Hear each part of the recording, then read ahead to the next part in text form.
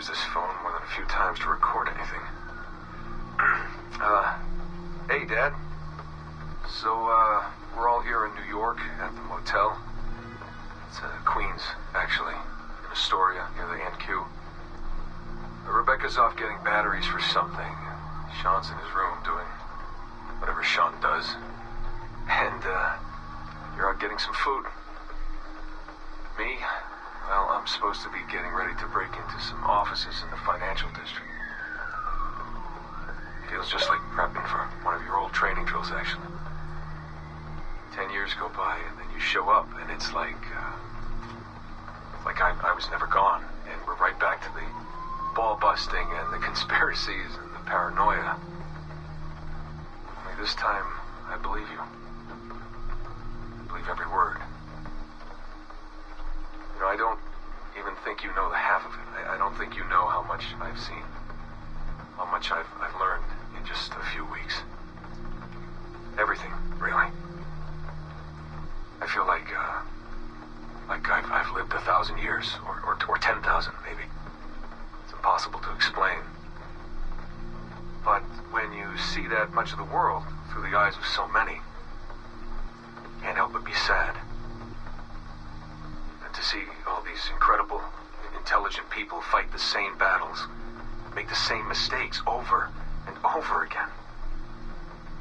Because culture and knowledge and history, these things, they aren't passed on through our genes. Every kid on Earth needs to relearn the basics.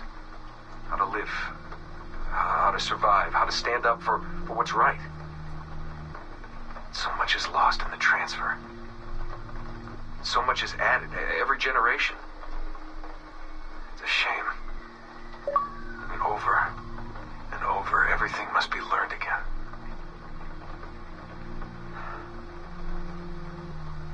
I met Clay, Dad. Clay Gesmerick, in the Animus. I knew him by his Abstergo handle, Subject 16. My predecessor. And he showed me things. He passed them to me, just before he died.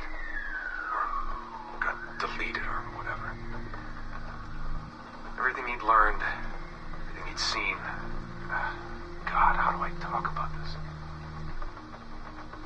So, guess you trained him, huh?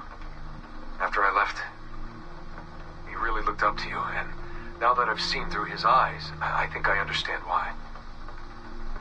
I'm glad you had him around, even if I wasn't there. The things he showed me. Unbelievable things. And I never... Shit. Alright, back in a second. Okay, it's been a few weeks since the last recording. Sorry about that. Of course, I guess it's just a few seconds for you. I'll leap down the playlist.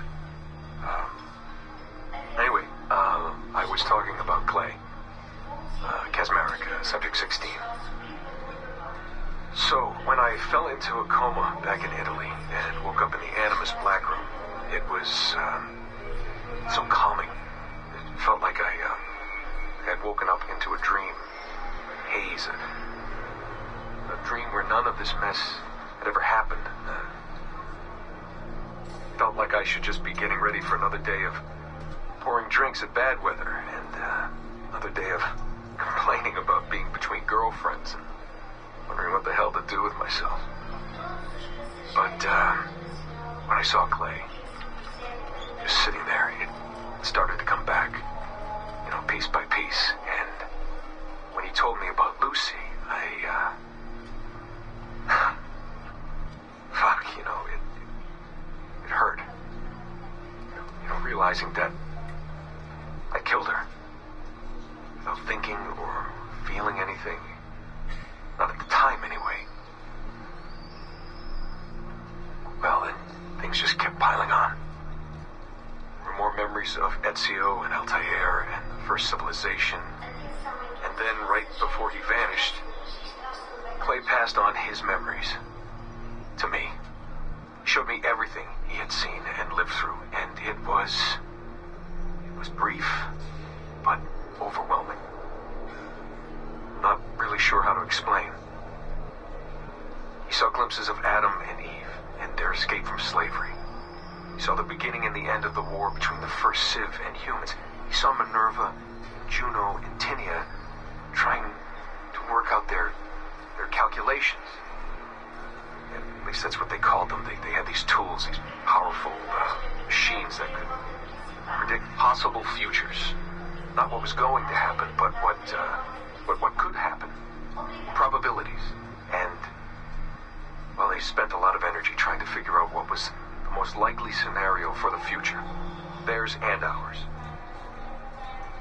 And in the end, I guess they figured I was their most likely candidate. Some guy named Desmond living at the beginning of the 21st century of the Common Era. But which Desmond was the right one? Because, you see, probability is a weird thing. It can branch out in so many ways. Which version of me did they need? Was it the Desmond who got married early and had a son? One who stayed single in New York? Or was it the Desmond who moved to San Francisco to be a waiter?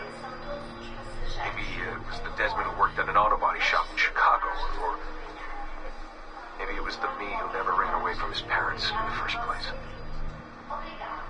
First Civ had countless variations to choose from, but in the end, the lucky one was me.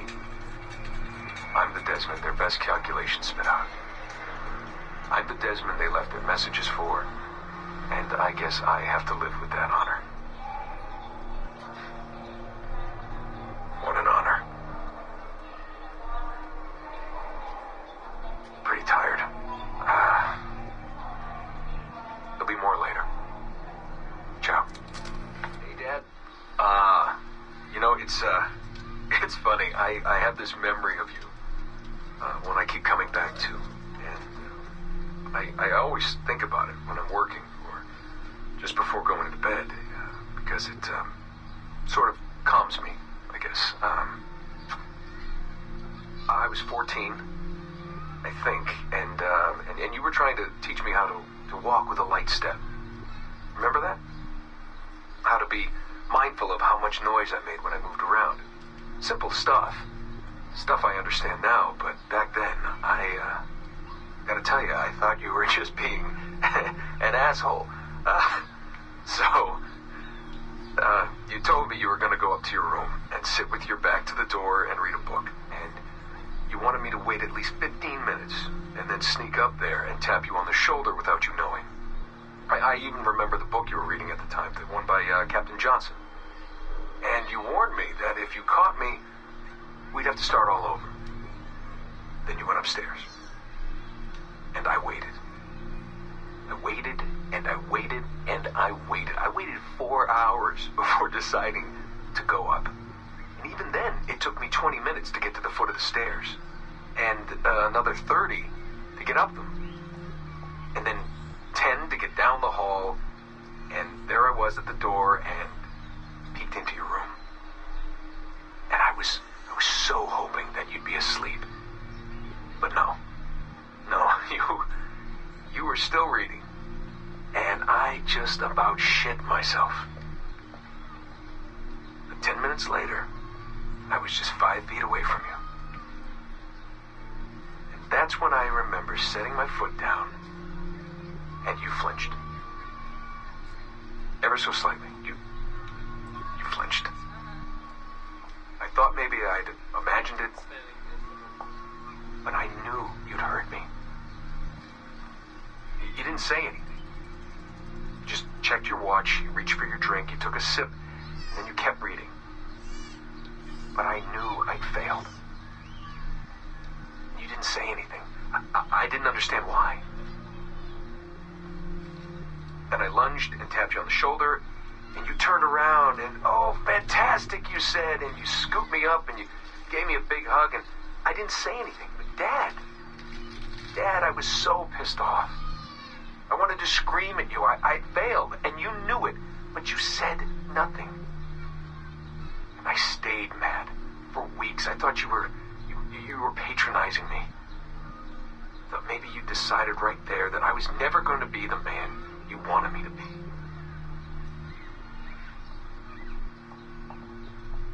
But I realized just a few years ago that you checking your watch, that was the clue, wasn't it? You let me win because I had been so patient. I guess that impressed you. You know, maybe at that moment you thought it might be better to be my dad instead of my mentor. I don't really know. Maybe for you they're one and the same.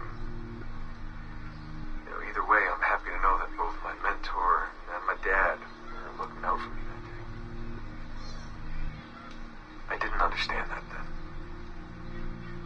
I think I do now. So, this will be a short one, Dad. Something to remember me by if things go south. If I don't make it out of the temple today. I've tried to be optimistic about all this, but I just can't. I think spending all this time in Connor's memories has made me anxious. I mean, his story is so painful in so many ways. Still, he never lost hope. Even when his faith and others eroded. I can only believe that what we are doing is the right thing, and that I can stop this disaster. I know this. I mean, the technology is there, waiting for us to use it. I'm the final piece of the puzzle. Something in my genes, or my memories. Some final piece of code to switch the whole thing on. That's why I'm here. That's why they brought me here. Only, I don't know what I'll have to give up in return. My sanity, my life, it's impossible to say.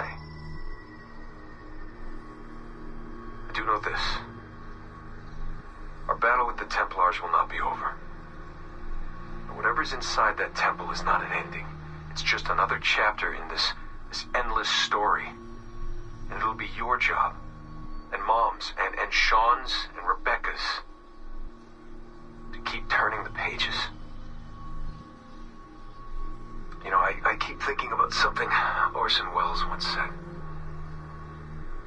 Something like, if you want a happy ending, it all depends on where you stop telling your story.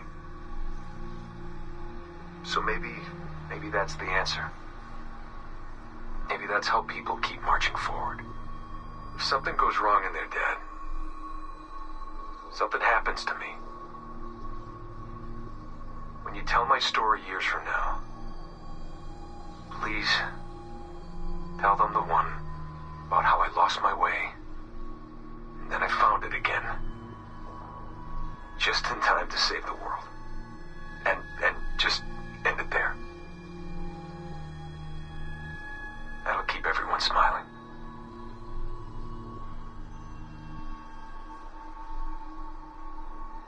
Goodbye, Dad. Say hello to Mom. Tell her I love her, okay? Tell her I love you both.